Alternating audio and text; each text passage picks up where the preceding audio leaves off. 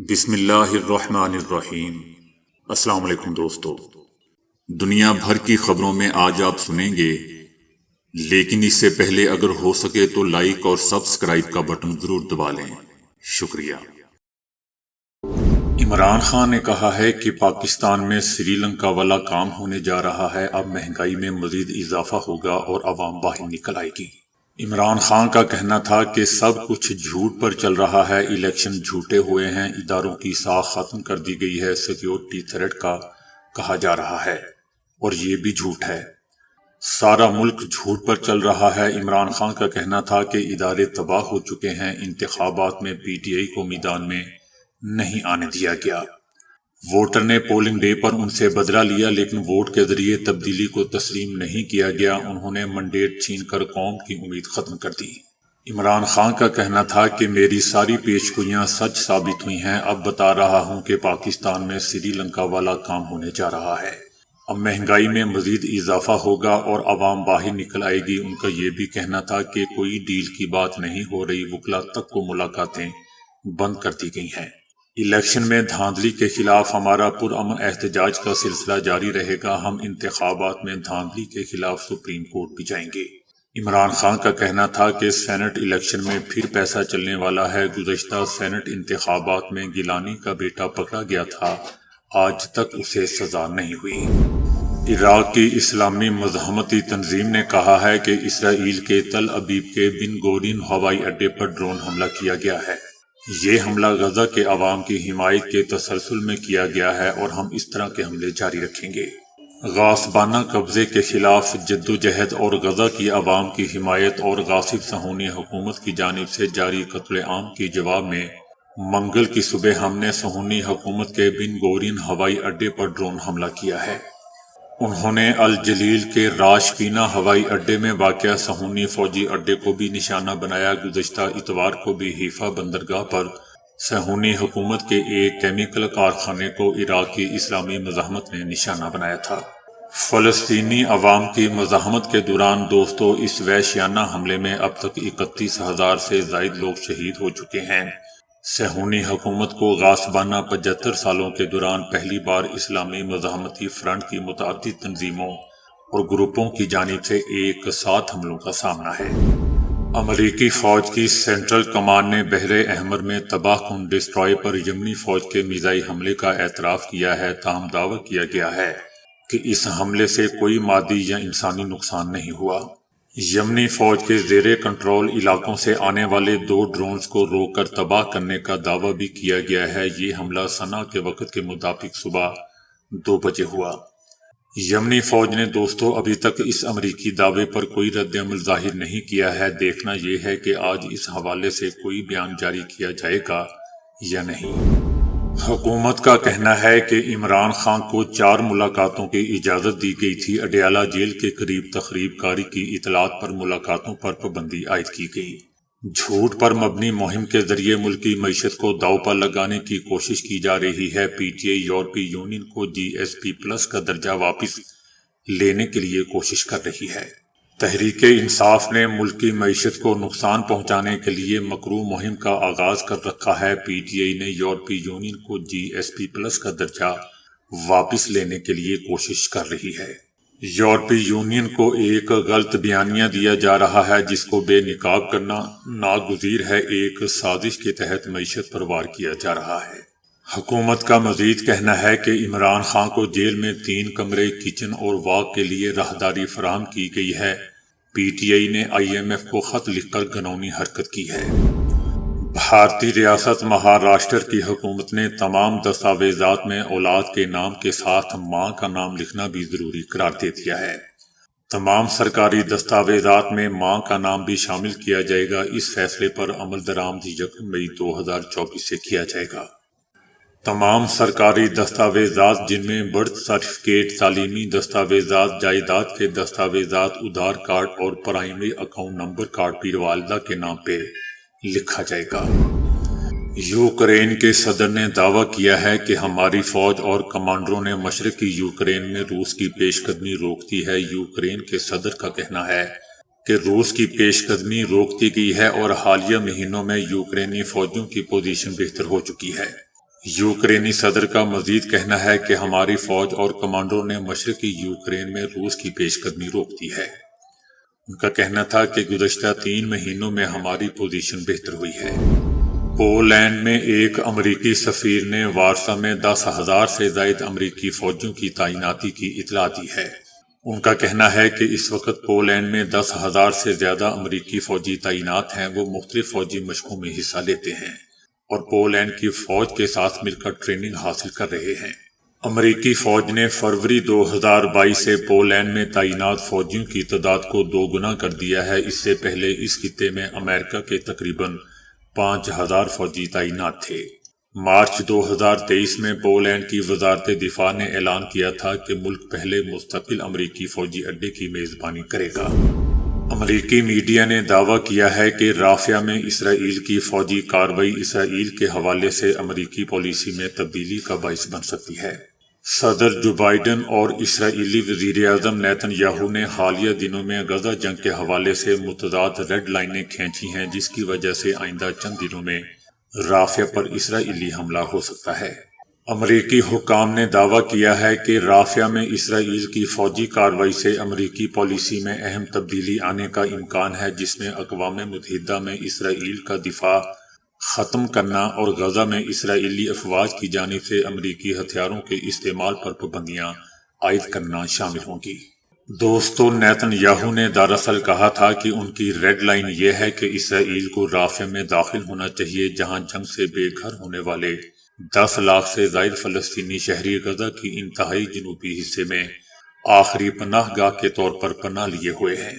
کچھ دن پہلے ایک انٹرویو میں جب صدر جو بائیڈن سے پوچھا گیا تھا کہ کیا رافیہ میں اسرائیل کا فوجی آپریشن ان کی انتظامیہ کے لیے ریڈ لائن ہے، تو انہوں نے کہا تھا کہ ہاں، بالکل ہے۔ برطانیہ میں رہنے والے مسلمان دوستوں عام طور پر اشیاء خورد و نوش کی خریداری سے پہلے ان کی پیکنگ پر حلال لکھا ہوا دیکھنا لازمی سمجھتے ہیں۔ برطانوی مسلمان جو بھی چیز خرید رہے ہیں وہ کس ملک سے تیار ہو کر یا پیک ہو کر آئی ہے، یہ اہتمام برطانیہ کے مسلمانوں نے پہلی بار زیادہ جوش اور جذبے کے ساتھ شروع کیا ہے۔ اس سال رمضان شروع ہوتے ہی کھجوروں کی خریداری تو بڑھ گئی، مگر اس احتیاط کے ساتھ کہ یہ کھجوریں کس ملک سے برطانیہ آ رہی ہیں، کہیں اسرائیل سے تو نہیں آ رہی۔ اگر اسرائیل سے آ رہی ہیں تو اس کا بائیکاٹ کیا جاتا ہے۔ روسی فوج کا مال بردار طیارہ انجن میں آگ لگنے کے باعث ہچکولے کھاتے ہوئے زمین بوس ہو گیا اور جہاز میں تمام موجود 15 افراد یا فوجی ہلاک ہو گئے۔ جہاز میں عملے کے 8 ارکان اور 7 مسافر سوار تھے۔ جس مقام پر طیارہ حادثے کا شکار ہوا وہ یوکرین کی سرحد کے نزدیک ہے، تاہم روسی فوج نے اس حادثے میں تخریب کاری یا یوکرینی فوج کی کارروائی کے ملوث ہونے کے امکان کو بالکل یکسر مسترد کر دیا ہے۔ پرواز بھرنے کے کچھ ہی دیر بعد فضا میں ہی طیارے کے ایک انجن میں آگ لگ گئی تھی اور پھر طیارے کا کنٹرول ٹاور سے رابطہ منقطع ہو گیا۔ ڈنمارک میں مختلف انسانی حقوق کی تنظیموں نے مشترکہ طور پر ایک مقامی عدالت سے رجوع کرنے کا اعلان کیا ہے کہ ڈنمارک کی حکومت کو اسرائیل کو اسلحے کی برآمد سے روکا جائے۔ تنظیموں نے موقف اختیار کیا ہے کہ اسرائیل کو بھیجا جانے والا اسلحہ انسانیت کے خلاف سنگین جرائم میں استعمال کیا جا رہا ہے۔ اس سے غزہ کی جنگ میں شہریوں کو نشانہ بنایا جاتا ہے، جو کہ بین الاقوامی قانون میں جرم ہے۔ اس سے پہلے دوستو، ہالینڈ کی ایک عدالت نے حکم دیا تھا کہ ہالینڈ کی حکومت اسرائیل کو F-16 طیاروں کے فاضل پرزے نہ بھجوائے۔ امریکی ساختہ F-16 طیارے کے فاضل پرزے ہالینڈ سے اسرائیل کو بھجوائے جاتے ہیں، جبکہ عدالت نے اسی طرح کی درخواست کو قبول کیا تھا اور فیصلہ جاری کیا تھا۔ رمضان المبارک کی آمد کے ساتھ ہی مسجد نبوی صلی اللہ علیہ وآلہ وسلم میں روزہ داروں اور نمازیوں کی عبادت میں سہولت اور راحت اور آرام کی خاطر غیر معمولی اقدامات اور سیکیورٹی کے فول پروف انتظامات کیے گئے ہیں۔ روزہ داروں اور نمازیوں کو سیکیورٹی فراہم کرنے کا مقصد انہیں پرسکون ماحول میں عبادت کرنے کی سہولت فراہم کرنا ہے۔ یہ سیکیورٹی اہلکار نمازیوں کے دوران نماز کے دوران رش کو کنٹرول کرنے اور نمازیوں کو منظم کرنے کی ان کی مدد کرتے ہیں۔ ان کا کام راہداریوں کو خالی رکھنا تاکہ پیدل چلنے والوں کی نقل و حرکت کے لیے مختص اندرونی اور بیرونی راہداریوں کے ذریعے نمازیوں کی نقل و حرکت میں آسانی ہو۔ مسجد کی بالائی منزلوں میں آمد و رفت اور مرکزی ہال میں آمد و رفت میں سہولت فراہم کرنا ہے۔ معروف سابق بھارتی ٹینس اسٹار ثانیہ مرزا مسجد اقصی میں اسرائیلی پابندیوں کے خلاف بول پڑی۔ ان کا کہنا تھا کہ اسرائیلی فورسز نے رمضان کے دوران بھی پہلے ایام مسجد اقصی میں نمازیوں پر حملہ کیا ہے۔ دوستو، یاد رہے کہ اسرائیل کی جانب سے مقبوضہ مشرقی یروشلم میں مسجد اقصی میں فوجی مزید تعینات کر دیے گئے ہیں۔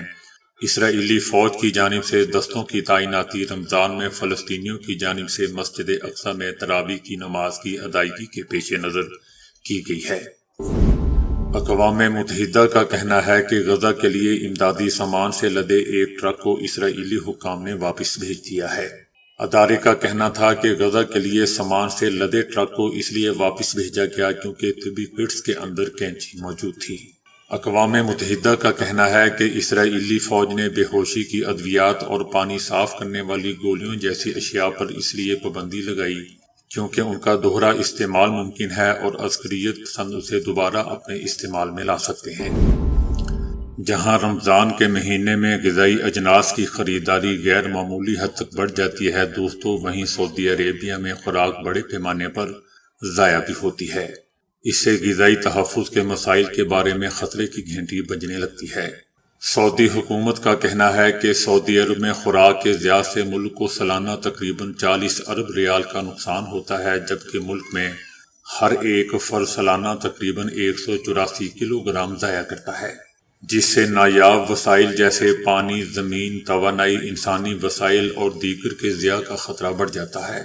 ڈبہ بند کھانے کا کچھ حصہ پھینک دیا جاتا ہے کیونکہ اس کی میعاد ختم ہو چکی ہوتی ہے۔ تقریباً آدھی سبزیاں اور پھل کھانے سے پہلے خراب ہو جاتے ہیں، باقی کھانے کا ذکر ہی کیا جو پکایا گیا اور کھایا نہیں گیا۔ حکومت کا کہنا ہے کہ جب بھی کھانے کی کوئی چیز کم ہو جائے تو اپنے جیون ساتھی یا گھریلو ملازم سے کہیں کہ وہ آپ کو وہ چیز فراہم کرے، اتنی ہی مقدار میں خریدیں جو آپ کے لیے ایک ہفتے تک چل سکے۔ تب آپ کو پتہ چلے گا کہ آپ اپنی ضرورت سے کہیں زیادہ تو خرچ نہیں کر رہے۔ کچھ لوگوں کو مہینے میں ایک بار خریداری کرنا آسان لگتا ہے اور وہ محسوس کرتے ہیں کہ ہفتہ وار جانا وقت کا ضیاع ہے۔ اگر آپ اپنی خریداری کے رویے کی نگرانی نہیں کرتے ہیں تو آپ اپنے اخراجات منظم نہیں کر پائیں گے۔ اپنے انفرادی رویے کو بدلنے سے ملک بچ جائے گا کیونکہ 40 ارب ریال سالانہ کچرے میں پھینکے جاتے ہیں اور اس کو جلانے کے نتیجے میں زمین کو کاربن ڈائی آکسائیڈ کے اخراج کو کم کرنے میں بھی مدد ملتی ہے۔ پشاور میں مخصوص نشستوں سے متعلق کیس کی سماعت کے دوران پشاور ہائی کورٹ نے ریمارکس دیے ہیں کہ ایسا لگتا ہے کہ جیسے مال غنیمت تقسیم ہو رہا ہو۔ اٹارنی جنرل کا کہنا تھا کہ آئین کے مطابق کوئی مخصوص نشست خالی نہیں رہ سکتی، مقررہ وقت کے دوران ترجیحی لسٹ نہ دے تو اس کے نتائج ہوتے ہیں۔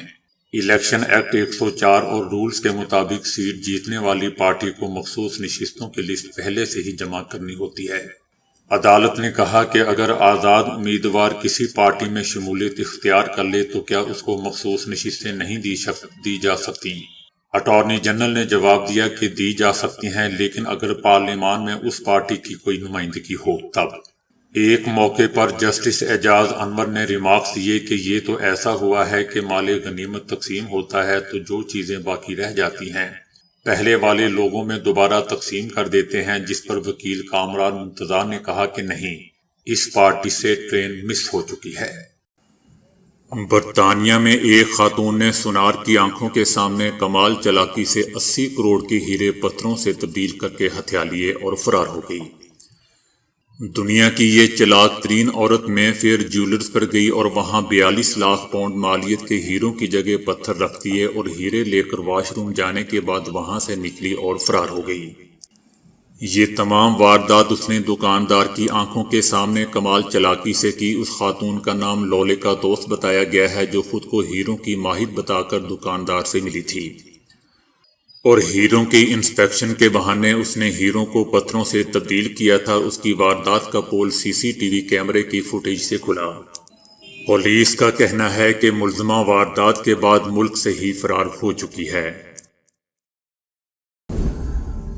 امریکی طبی ماہرین نے دریافت کیا ہے کہ جن افراد کی نیند بار بار ٹوٹتی رہتی ہے ان میں دل اور رگوں کے مسائل یا کسی بھی دوسری وجہ سے اچانک موت کا خطرہ ان لوگوں کی نسبت تقریباً دگنا ہو جاتا ہے جو سکون کی نیند سوتے ہیں۔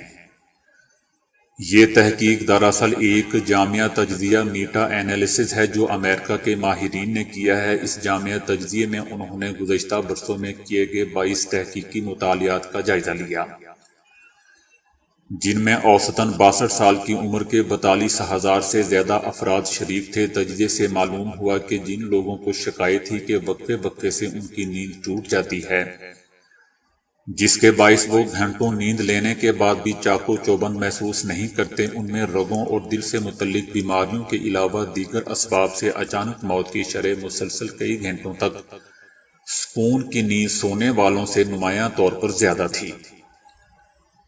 جن لوگوں میں نیند متاثر رہنے کی شرح جتنی زیادہ تھی، ان میں اچانک موت کی مجموعی شرح بھی اسی حساب سے زیادہ دیکھی گئی۔ اس طرح نیند کے متاثر ہونے اور اچانک موت میں مضبوط تعلق سامنے آیا ہے۔